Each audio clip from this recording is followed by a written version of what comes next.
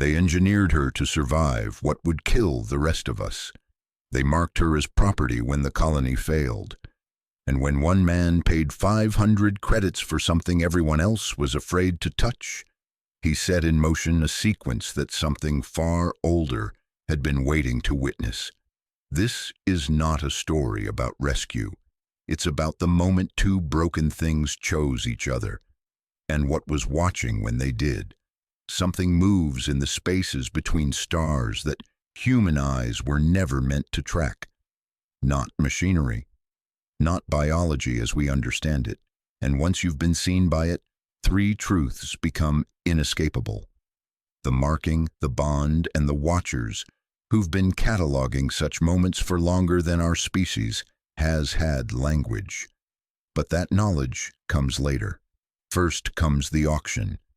The facility on Outpost Vertex smelled like failure, recycled sweat, burnt wiring, and the particular desperation of people who'd run out of better options.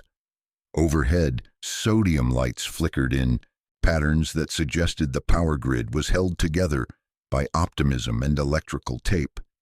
The crowd pressed close, bodies radiating heat in the poorly ventilated space, their voices creating a wall of sound that turned individual words into meaningless noise. Marcus Wren stood at the back, shoulders against corroded metal, watching. The platform at the room's center held a containment unit, reinforced plasteel, medical-grade restraints. Inside it, something that technically qualified as sentient property under consortium law, huddled in a position that made her appear smaller than she actually was. Her skin carried pigmentation that registered as deep violet under these lights, a genetic marker from one of the outer colony breeding programs, the kind they engineered when they needed something that could survive in environments that killed baseline humans, the kind they discarded when the settlements failed and the contracts got canceled. She wore a neural suppressor around her throat, active, judging by the amber pulse it gave off every 3 seconds. The auctioneer, a man whose face suggested he'd stopped caring about anything resembling ethics sometime around his second bankruptcy, slapped the containment unit with the flat of his hand. The sound echoed. "Last lot of the cycle," he announced, his voice distorted through speakers that added static to every syllable. "Hybrid labor unit, Gen 4 augmentation. 3 previous contracts terminated for disciplinary failures." Someone in the crowd laughed. It wasn't a pleasant sound. "Starting bid 200 credits. Silence. The girl's eyes tracked movement with predatory precision, following specific individuals through the crowd, calculating, measuring threat levels. Her fingers, pressed against the containment unit's floor, showed white at the knuckles. 150, the auctioneer amended. His irritation bled through the professional veneer. "Come on, she's got working mods. Enhanced reflexes, thermal adaptation. Increased 50. The voice came from somewhere in the middle of the crowd, a trader with facial scarring that suggested he'd been on the wrong end of a plasma discharge. The auctioneer's expression brightened. 50? I've got 50, do I hear? She killed her last handler, someone else called out, ripped his arm clean off at the shoulder. The trader who'd bid 50 credits suddenly found something fascinating to examine on the opposite wall. Marcus Wren continued watching. The girl's breathing had changed, faster, shallower. The neural suppressor's pulse had accelerated. Whatever it was pumping into her system was approaching maximum dosage. "Listen," the auctioneer tried again, desperation creeping into his tone. "Legal salvage, full transfer of contract. You break her, you own her. Someone's gotta..." 500. The room went quiet. Marcus hadn't moved from his position against the wall, hadn't raised his hand, had simply spoken the number in a tone that carried, despite not being loud. The auctioneer blinked, located the source of the bid. His expression cycled through surprise, suspicion, and finally mercenary satisfaction. Sold to Ren, is it? Marcus didn't confirm or deny. He pushed away from the wall, moving through the crowd with the economy of motion that came from spending most of your life in confined spaces, where wasted movement meant wasted energy. The crowd parted, not out of respect, out of the kind of instinctive caution that made people step away from things they didn't understand.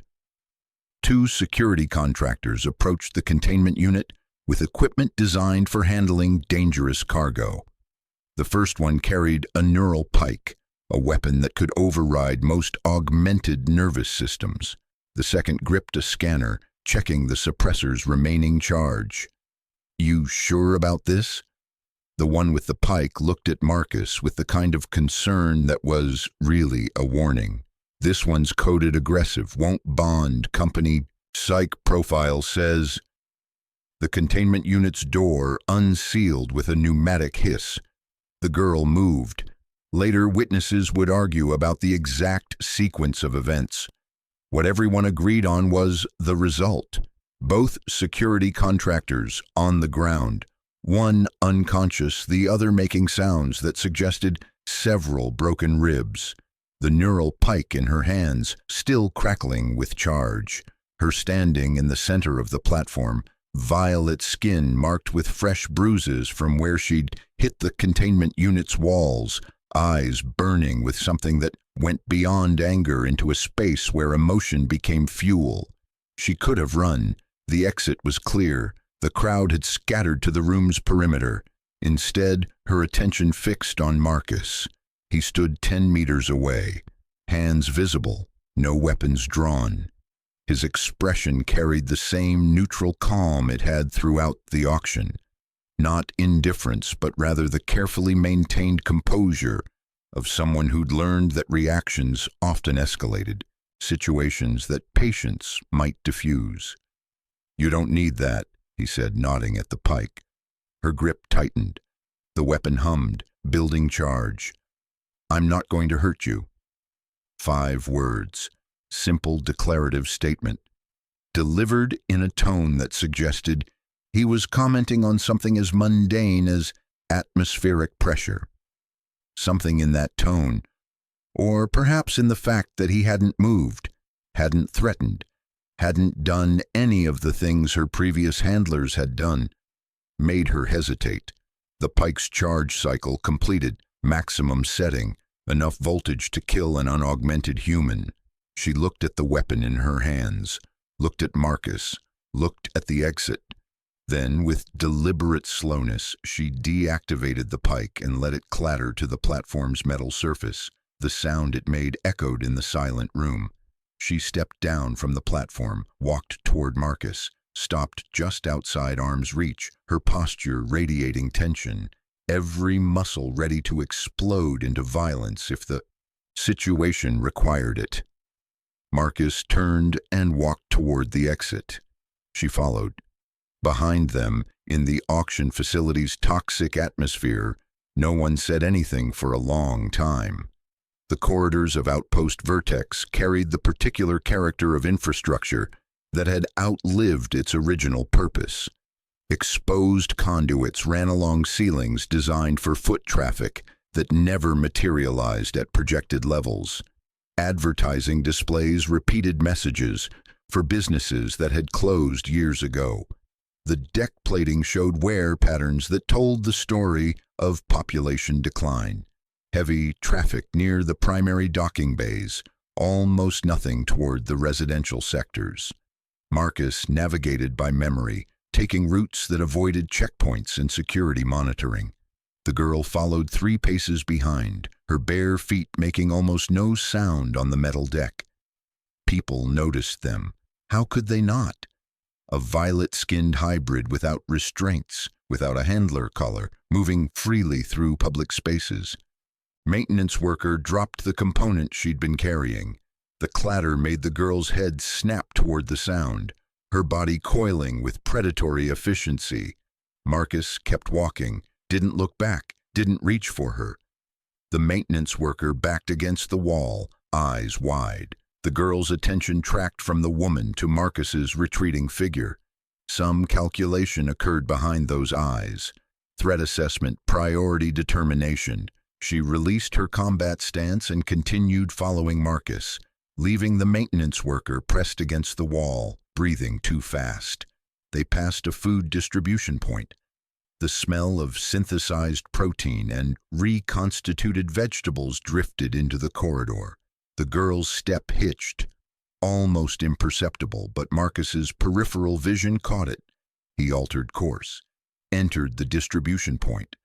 The automated systems registered his credit chip, dispensing 2 sealed containers and water packets.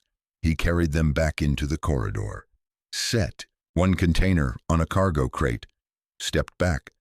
The girl stared at the food. At him. Back at the food. She approached with the caution of something that had learned generosity was usually a prelude to pain. Her fingers closed around the container. Still watching him, she unsealed it. The smell made her nostrils flare. She ate like someone who didn't know when the next meal might come. No pretense of civilization, pure function. Marcus ate his own meal with mechanical efficiency, attention apparently focused on the corridor's far end, giving her the illusion of privacy. When she finished, she looked at him directly for the first time since leaving the auction hall. Her expression asked a question she didn't have words for. "Ships this way," Marcus said, answering what he thought she was asking. They continued deeper into the outpost's commercial sector, where vessels of questionable registration docked to conduct business of questionable legality. Marcus's ship occupied a berth that suggested he paid for discretion rather than prestige. The vessel itself looked like it had been assembled from components that hadn't originally been designed to work together. Hull plating from at least 3 different manufacturers. Sensor arrays that appeared to have been salvaged from decommissioned military hardware, an engine configuration that probably violated several safety protocols, but the identification beacon broadcast valid codes, and the airlock cycled smoothly when Marcus entered his authorization. He stepped aboard, turned, waited. The girl stood at the threshold, every instinct she had probably screaming that entering an enclosed space with a human she didn't know was how people like her ended up in situations they couldn't escape from. Marcus didn't try to convince her, didn't promise safety or make reassuring sounds, just waited, giving her the space to make whatever decision she was going to make. After a long moment, she crossed the threshold. The airlock sealed behind her with hydraulic finality. The interior of Marcus's ship reflected the philosophy of someone who valued function over comfort. Every surface served a purpose. Tools hung from magnetic strips. Storage compartments were labeled in a hand that suggested he'd done it himself. The lighting maintained neutral spectrum, easier on the eyes during long-duration travel. The girl immediately began cataloging her environment, exits, potential weapons, defensive positions. Her eyes moved constantly, processing, calculating. Marcus moved to the small galley unit, pulled 2 more meal containers from storage, set them on the narrow table that folded down from the bulkhead. "You can eat more if you're still hungry," he said. "Sleep wherever you're comfortable. Lavatories through there." He indicated a hatch. "Water reclamation's functioning. Should be hot enough for cleaning." He delivered this information in the same tone he might use to describe navigational data. Factual, unemotional, expecting no particular response. The girl didn't move, didn't speak, just watched him with that unblinking intensity. Marcus nodded once, as if she'd confirmed something. He moved to the sleeping compartment, barely large enough for the fold-down bunk, and began his pre-departure routine, checking connections, verifying pressure seals. the kind of mechanical tasks that occupied hands while minds processed other things. Behind him, he heard her approach the food, heard her eat with slightly less urgency than before, heard her move through the ship with careful steps, mapping the space. The lavatory hatch opened, closed, the water system activated. Marcus continued his checks, giving no indication he was tracking her movements, though his awareness of her position never wavered. Later, ship time had cycled to what qualified as night. He unrolled a sleeping mat. The ship had exactly two. He'd pulled them both from storage and left one near the bulkhead opposite his sleeping compartment. The girl had found the darkest corner of the cargo space, where environmental systems hummed their constant rhythm. She sat with her back to the wall, knees drawn up, the neural suppressor's amber pulse the only light in that section. Marcus settled onto his mat, reached into his jacket pocket, removed a small electronic key, the kind that unlocked every secured hatch on the ship. He set it on the deck beside his mat, within her line of sight, easy to reach if she decided to take it. Then he turned his back to her and let his breathing slow into the pattern of sleep.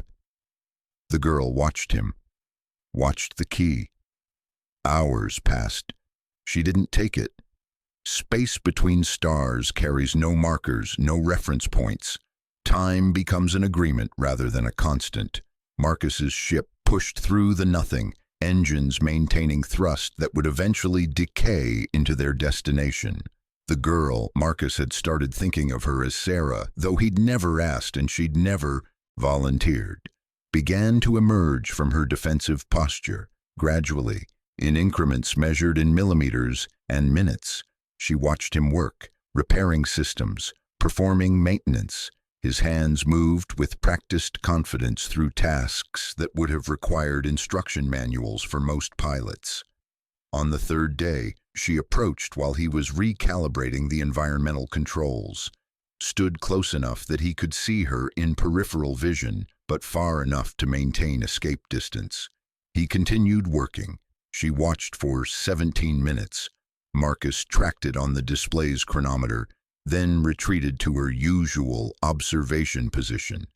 The next day, she came closer, close enough that he could hear her breathing. He indicated a component housing. "This regulates oxygen mixture," he said, voice neutral, not quite explaining, not quite ignoring her presence. "Gets temperamental when we change acceleration." She leaned in, studied the mechanism. Her fingers moved, stopped, moved again, hovering over the component without touching. Marcus stepped back, not ostentatiously, just creating space. She looked at him, at the component, back at him. "Go ahead," he said. Her fingers closed on the housing, removed it with surprising delicacy, examined the sensor arrays inside with the kind of attention that suggested she'd seen similar systems before in whatever previous existence she'd had. Marcus handed her the recalibration tool without being asked. She took it, made the adjustment with precision that exceeded what he'd been planning to do, replaced the housing, stepped back. The environmental system's efficiency reading improved by 8%. "Good," Marcus said. Not praise, just acknowledgement of fact. Something changed in her posture, subtle. The tension didn't disappear, but it redistributed. They worked together for the next 4 hours, not speaking, not needing to. Her understanding of mechanical systems proved extensive, probably programmed into her augmentations, designed to make her useful for whatever purpose her creators had intended. That night, she slept on the mat Marcus had left for her, still positioned to see the exits, still maintaining defensive awareness. But on the mat, not in the corner, progress measured in small surrenders of fear. The malfunction happened on day 7. Marcus was checking the coolant recycler when the pressure sensor failed. Not gradually, catastrophically. the kind of failure that turned compressed coolant into projectiles and flash-freezing hazards. He reached for the emergency shutoff. The access panel, under-maintained like everything on this ship, jammed halfway. Behind him, Sarah moved. She crossed the engine compartment in 2 steps, hit the manual override with the heel of her hand, harder than necessary, hard enough to dent the panel, but effective, and yanked him backward as the coolant line ruptured. Supercooled fluid sprayed across the space where his head had been. Where it hit metal, frost spread in crystalline patterns.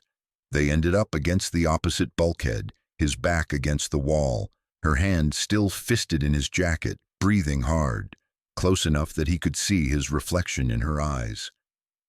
"Thank you," he said quietly. She released his jacket, stepped back. Her expression cycled through several emotions too quickly to name before settling into something carefully neutral. But she didn't return to her usual distance, stayed close while he sealed the ruptured line, handed him tools, anticipated what he needed with accuracy that suggested she was learning not just mechanics, but him. That night, the distance between their sleeping mats decreased by approximately half a meter. Neither of them commented on it. They were 3 weeks out from Vertex when Marcus finally asked. They were in the galley, if it could be called that, eating reconstituted rations that tasted like the chemical processes used to create them. Sarah had begun to sit across from him during meals rather than eating in isolation. "Do you remember your name?" Marcus asked. "Your original one, before the contracts." She went still, the kind of stillness that preceded either flight or violence. Marcus continued eating, giving her space to choose not to answer. Long seconds passed. "Sarah," she said finally. Her voice carried the roughness of disuse, but the name emerged with certainty. "They called me Sarah." "Fits you," Marcus said. She looked at him sharply, trying to determine if he was mocking her. His expression remained neutral, just stating fact. "What about you?" she asked, the first question she'd directed at him that wasn't communicated through gesture or implication. Marcus Wren, though most people just use Wren. "Marcus," she said, testing the shape of it, "why did you buy me?" The directness of the question deserved an honest answer. "Because someone needed to," he said, "and I had the credits." "That's not a reason. It's the only one I've got." She studied his face, searching for deception. Whatever she found, or didn't find, made her nod slowly. They finished eating in silence that felt different than the silence that had come before. Not comfortable exactly, but not hostile either. Something else. Something that didn't have a name yet. The tracking vessel found them in the emptiness between recognized shipping lanes. Military-grade sensors, enhanced engines, the kind of ship that cost more than most people earned in a lifetime and served only one purpose: retrieval of valuable property. Marcus detected them 47 minutes before they achieved weapons range, long enough to run calculations, not long enough to reach the nearest inhabited system. "We've got company," he said. Sarah appeared in the cockpit entrance immediately, reading the situation from his posture. "How many?" "One ship, Covenant-class Hunter. They're broadcasting a recovery beacon." She went still in a way that Marcus had learned to recognize, the stillness that preceded decisions. "They're here for me," she said. "Not a question." "Probably." She moved to the secondary controls station. Her fingers danced across interfaces, calling up tactical displays with the kind of familiarity that suggested this wasn't her first time trying to evade hunters. The comm channel activated without warning, audio only. "Unregistered freighter, this is recovery vessel Midnight Claim. Reduce thrust and prepare for boarding. We have legal salvage rights to indentured property currently aboard your vessel. Non-compliance will be met with disabling force. The voice carried professional disinterest. This was routine for them. Marcus didn't respond. Kept flying, running numbers. They'll cripple the engines, Sarah said quietly. Board us, take me, kill you if you resist. Yeah, you should let them have me. Marcus looked at her then, really looked at her, saw the calculation in her eyes. She was measuring his survival odds, determining that they improved significantly if he surrendered her. No, he said, I'm not worth dying for. Not your decision to make. The hunter vessel was closing. 22 minutes to intercept. Marcus's hands moved across the controls, not evasive maneuvers. Something else. What are you doing? Sarah asked. Ever been through a Corinth corridor? Her eyes widened. Those aren't mapped. Ships that go in don't come out in predictable locations. I know.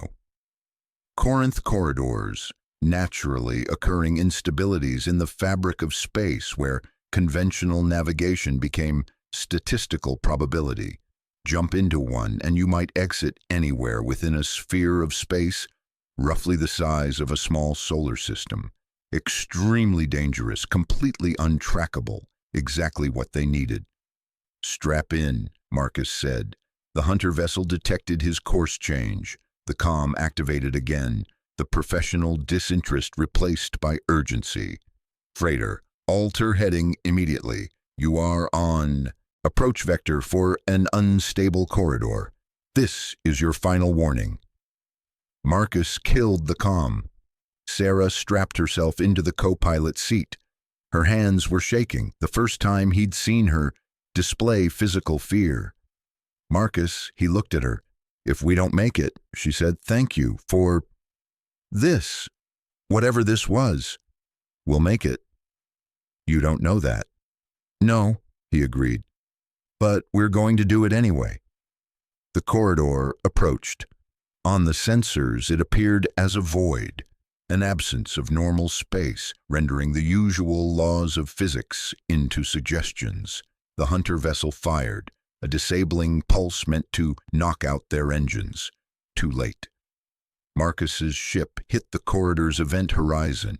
Reality stopped making promises. Consciousness returned in fragments. Marcus became aware of pain first, generalized, suggesting multiple impact sites without catastrophic injury. Then sound, alarms, multiple systems reporting failures. Then sight, emergency lighting bathing everything in red. Sarah's voice cut through the chaos. Marcus! She was unbuckling from her seat, crossing to him. Her hands checked him for injuries with surprising gentleness. I'm functional, he managed. Ship? Hull integrity holding, main powers down, engines offline, we're drifting. He pulled himself upright, ignoring his body's protests. The sensor displays showed nothing recognizable. No stars, no nav beacons, no reference points that matched any database. They'd made it through the corridor. Where they'd ended up was another question entirely. I'll start diagnostics, Sarah said. Already moving, already prioritizing. You should rest. You probably have. I'm fine. We work faster together. She paused, looked at him. Something passed between them. Understanding, perhaps. The recognition that they'd crossed some threshold during that jump. Made some commitment that neither had intended, but both now acknowledged. Together, she said. They worked through ship night and into the next cycle. Restoring systems, rerouting power, jury-rigging solutions that would horrify any licensed engineer, but got the job done. At some point, Sarah brought food. Set it beside Marcus without comment. He ate without stopping his work. Later, Marcus noticed her rubbing her shoulder, a muscle strain from wrestling a stuck panel open. Sit, he said, pointed to the bench. She hesitated, but complied. He examined the shoulder with hands that had learned field medicine through necessity. applied pressure to the strained muscle group. Her entire body tensed, ready for violence, but she didn't pull away. "Relax," he said quietly. "Not really my strong suit." "I've noticed." Despite herself, she almost smiled. His hands worked the tension, finding trigger points, releasing them. She gradually relaxed, her breathing evening out. "Where did you learn this?" she asked. "Same place I learned most things. Necessity." "Were you military?" "Once. Long time ago." "What happened?" "Decided I preferred choosing my own orders." She understood that, understood it better than most people would. When he finished, she rolled her shoulder experimentally. The pain had eased. "Thank you," she said. "We're even." "You saved me from the coolant." "I saved you from being frozen. You saved me from being property. Pretty sure your end of the exchange cost more." "Not how I calculate it." She studied him in the red emergency lighting. "How do you calculate it?" "I don't. Keeping score seems like a good way to ruin something that's working." "Is it working?" Marcus considered the question seriously, looked around at the half-destroyed ship, stranded in unmapped space, running on improvised repairs and dwindling supplies. "Yeah," he said. "I think it is." Sarah's expression, usually so carefully controlled, showed something raw and unguarded for just a moment. Then she stood. "Main power should be back online in 3 hours. I'll take first watch." "Split it," Marcus said. 90 minutes. Each. You need rest, too." She looked like she might argue, didn't. "Okay." Progress measured in small acceptances. They restored the ship over the following weeks, mapped their location, a backwater system, uncharted but habitable, hosting a small mining colony that asked few questions and offered basic supplies. Marcus took contract work. Repairs, mostly. His reputation as someone who could fix what others gave up on spread through the colony's limited population. Sarah worked alongside him. Her augmentations proved useful, enhanced strength for heavy lifting, thermal resistance for work in extreme environments, rapid healing when accidents happened. The colony workers treated her with wariness at first. Hybrid augments carried stigma, but fear faded when confronted with competence and consistency. After a month, they stopped staring. After 2, they started treating her like any other worker. One evening, Marcus returned to the ship to find Sarah had prepared food. Actual cooked food, not just reconstituted rations. She'd traded labor for ingredients at the colony market. "What's this?" he asked. "Dinner, sit." He sat. They ate. The food wasn't exceptional, but it tasted like effort and intention, which made it better than anything that came from the automated systems. "I've been thinking," Sarah said, "about staying here in this system." Marcus set down his fork, kept his expression neutral. "That what you want?" "I don't know what I want, still figuring that out." She met his eyes. "But I know what I don't want. Don't want to run anymore. Don't want to look over my shoulder waiting for hunters. Don't want to be—" She trailed off. "Property," Marcus finished quietly. "Yeah. You haven't been that for a while now." "Legally, I probably still am. Somewhere in some database there's a contract with my designation on it." "Fuck the contracts," Marcus said. "You're sitting across from me because you chose to. That's all that matters." Sarah absorbed this. "And you staying?" Marcus considered. The colony was rough, barely scratching subsistence, but it was far from the shipping lanes where questions got asked and records got checked. "Could do worse," he said. "That's not an answer." "It's the best one I've got." Sarah almost smiled. "Fair enough." They finished eating in companionable silence. Later, as they prepared for sleep, the mats now positioned close enough that they could have reached across the space between them. Sarah spoke into the darkness. "Marcus?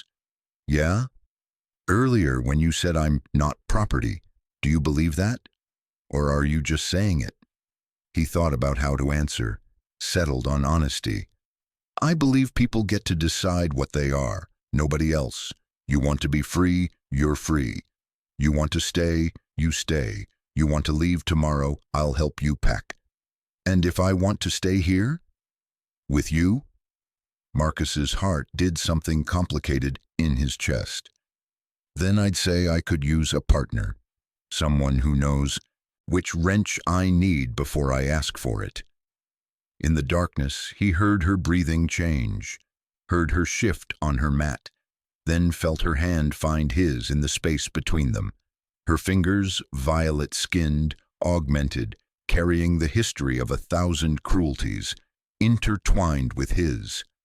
"Okay," she said quietly. "Partners." Marcus squeezed her hand gently. Partners. They fell asleep that way, connected, choosing each other in the deliberate way that mattered more than any contract or designation ever could.